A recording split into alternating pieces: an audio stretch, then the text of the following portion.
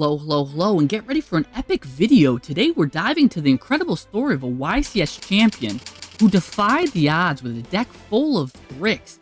Despite a whopping 50% brick rate, this master emerged victorious against all odds, making a true Cinderella story.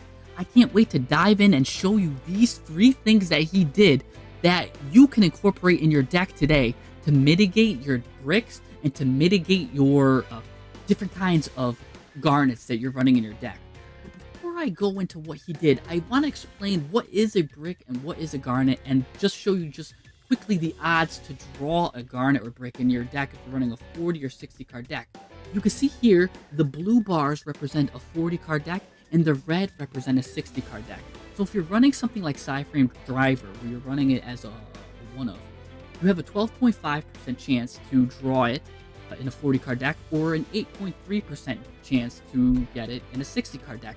Similarly, in your Rescue Ace deck, where you're running 4 to like 6 bricks, at 5, which is what our guy was running because he had the 4 cards plus the field spell, which was a soft brick, you have a 50.66% chance to draw one of those copies. I don't know a single deck that bricks as much as that. Maybe you know. You can tell me in the comments. But I can't wait to show you what he did to mitigate these kind of bricks. So let's jump into the introduce kind of what Rescue Ace's goal is, and that's to get this boss monster out. This is Rescue Ace Turbulence. What it does is when this card is brought out onto the field, it can set these 4 cards. These 4 cards that you don't want to draw because you get maximum value if you set them. Now, 2 of them are kind of soft bricks because they work if you're in your hand, but again, you get maximum value if you get it from your deck. And you get it just by summoning this Rescue Ace Turbulence. Well, what's the best way to get this? It's by, you can either banish 2 cards from your graveyard that are Rescue Ace to special summon this. And how do you get that card in your hand, though? Well, you need Rescue Ace Hydrant in your hand, right? Rescue Ace Hydrant gets you Turbulence, and Turbulence will get you those 4 cards. So it's like ba-doop-a-doop. But here goes, because these cards here on the screen search the Hydrant and get you the Hydrant. So it's really ba-ba-doop-a-doop-a-doop, because these cards gets the Hydrant, those cards get the Turbulence, and the Turbulence gets the 4 bricks and garnets. That's kind of how the basics of it works. And 2 more just cards I really just want to focus on that are also important is the importance of recycling and getting your resources back. And that's what Rescue Ace HQ does. When you play this, you're able to target 4 of your Rescue Ace cards that are banished, shuffle them back to the deck, and draw a card. It's a soft brick too, because it will let you do an additional normal summon. That doesn't come up all that often. So that makes it 5 total bricks in the deck. So when we're running those search cards, when I'm going to highlight Emergency, we need to make sure our deck is super consistent. So, what did Steven do that was different than everybody else did? The first thing he did was how he ran the Sinful Spoil Snake Eye package, which I thought was very interesting. Because Sinful Spoil Snake Eyes is can search Hydrant. And that's searched by Diabellstar the Black Witch.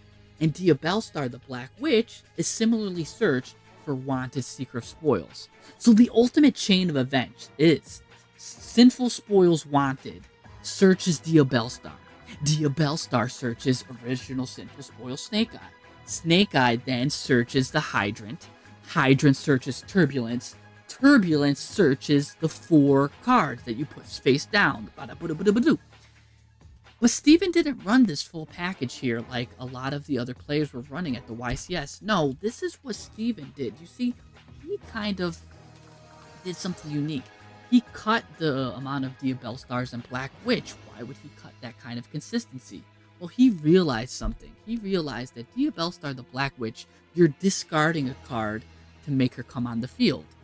And he did not want to go negative. So he needed every card to count. So he just only wanted to see Diabellstar if he was seeing it through the Wanted Sinful Spoils engine. Which, by the way, if you use Wanted first to get the Diabellstar, later in the turn that Wanted pays for itself because it goes back into the deck and lets you draw a card by sending the Diabellstar Black Witch. So that's the first thing that he did that was very interesting. The second thing that he did, which was very interesting. Now, remember when I was showing you that when we run 5 bricks in our deck, you have a 50.66% chance to brick? Well, Steven did something very interesting. He threw an additional 2 cards into the pot, right? And I'm going to say that they were the enemy controller because that was an interesting tech choice I saw when I was looking at his deck. And what that did was by adding 2 cards to make it a 42 card deck, he made his brick ratio go from a 50% chance to a 48% chance. And I know what you're saying, Jesse, it's just a 2% difference. That's not that crazy. Well, it is. Because when we're talking about high-level play, take track and field, for example, the 100-meter dash. For someone that's running it in like 9 seconds, 10 seconds, if you shave a single second off your time, that is a lot, right? In fact, even milliseconds become huge at that level.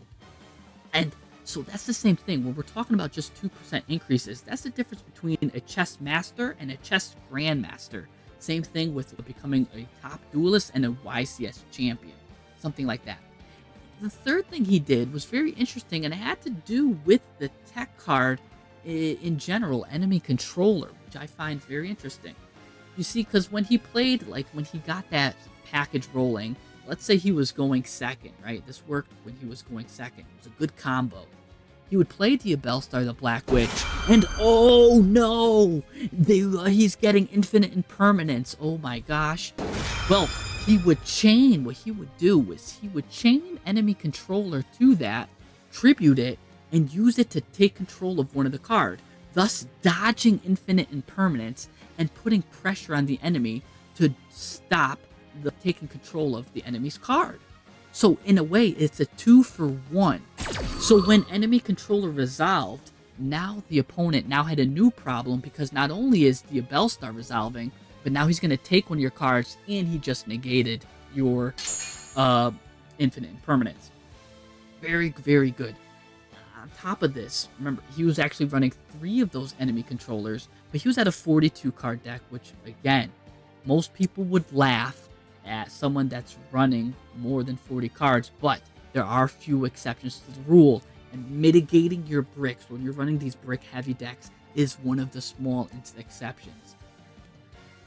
So, let's move on to see what another player did, right? With another deck that has a boss monster and a bunch of minions and tokens. I want to talk about what a professional player did with generators, another one of my favorite rogue decks. Boss-filled decks. This person didn't win a YCS, but got second place in a WCQ, which is still a good accomplishment. So generators, again, their main goal is to get this generator boss stage out, right? And to do that, they have to search either Mardell or Terraforming. Now, Mardell is the in-archetype card that you really want to focus on. So how do we get this Mardell, right? Because when Mardell is summoned, you can add a generator card or plant monster from your deck to your hand. So with Mardell, you're going to search the generator boss stage. Very similar to the Rescue Ace. Mardell is basically the fire hydrant for the deck, while the boss stage is the turbulence. So you search generator boss of flight with Lone Fire Blossom or Lopter, Shadow of the Bosses. What you do is you tribute these cards face up, they go to the graveyard, and it lets you search Mardell. Mardell searches the generator boss stage, and now you're rolling. Oh, and I do want to just show, like the Rescue Ace, there's cards that you could use to isolate your bricks. Here's 2 of the cards that was insanely important for this player's strategy. Boss Quests lets you send one of your bricks back into the deck and add 2 generator spell traps with different names to your hand. Very good card. And Monstrosity can get one of your bricks out of your hand, or even if you do successfully have one of those level 9 monsters out on the field, now you can special summon 2 more with Monstrosity and start going into XYZ plays and plussing that ways in a very win more kind of scenario. But here's the problem with Generator and the difference between Generator and Rescue Ace. Generator is weak to every single hand trap probably in the game. Ash Blossom can block the Mardell search. Called by the Grave is used on the tribute summon of the Lone Fire Blossom or Lopter. Infinite Impermanence, again, harder to dodge because this player wasn't running the that package to dodge the Infinite Impermanence, like the enemy controller. Effect Failure, same thing, no dodging. Nibiru is able to generators because when the generators are summoned, when the generators summon 5 cards, then you can summon Nibiru, and if they summon 5 tokens, or I'm sorry, 4 tokens in a monster, that equals 5. Nibiru is now active. Ghost Ogre is able to counter because you use that on the field spell. Triple Tactics Talent, the card that's summoned. Droll and Lockbird, remember, it was the dupe, right? You get drolled right on your summon of, right on your search of Mardell, so now you get drolled. And Max C, again, in Masterduel. I don't need to say anything else. So pretty much every single card stops generators. So I had to do so. Remember, I was searching for this person, and it took me a while to find because this was a not very well known WCQ Regional Terrania was a 41 player tournament, I believe. But this person didn't win, got second place, and also ran one more interesting tech card. And that was this. I thought it was pretty interesting that he ran Hand Destruction. What that does is each player sends 2 cards from their hand to the graveyard, then draws 2. You might think, why would you give your opponent that advantage?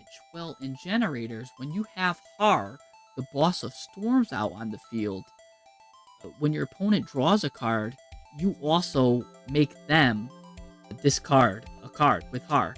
Or if you just have the field spell on the field, when your opponent draws a card, you get to special summon one of your level 9 monsters. So that's pretty cool. Not only did they do that, when you're drawing those 2 cards, you can also draw into maybe a Called by the Grave or something to help you dodge every single one of those hand traps that was weak against you.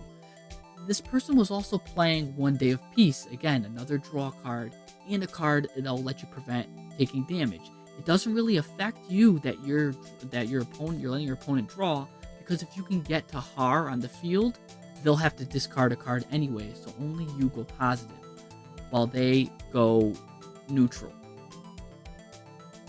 At the end of the day, I want to know what some cards you guys use to mitigate your garnets or bricks. I'm going to share a special card right now what I use. So I'm going to show you mine if you show me yours. Get it? But for more stats, and if you want to see things like this, please consider subscribing and joining their channel and joining Discord. Anyways, what do I like to use? A little tech card that's, by the way, it's not good, but I think it's a fun tech card I like to use, especially in things like Goaty, is this Votis. What this card does is when this card is normal summon, you can excavate the top 3 cards of your deck. And when you do that, you can banish an excavated monster and add 1 monster with the same name from the excavated cards from your deck to your hand. So if you're running a bunch of playsets of a card, you get to take one of your playsets, add it to your hand, and banish the other one. Like I said, it's good for Goaty, who likes to get cards banished anyways. Or it's just a good consistency tool to search when you have these multiple cards, because now you can get rid of a copy and you get to draw one of your copies. Similarly, at the end of the turn, you get to excavate the top 3 cards of your deck and place them on top of your deck in any order you want once you normal summon. So that's a fun card I like to use. By the way, it's not really competitive at all. I like to use it for fun in my rogue decks. Again, I said Goaty as example. But I want to know what kind of cards you guys use and some different garnets or strategies that you use to mitigate your garnets and bricks. Let me know in the comments below, and I'll see you guys next time. Bye.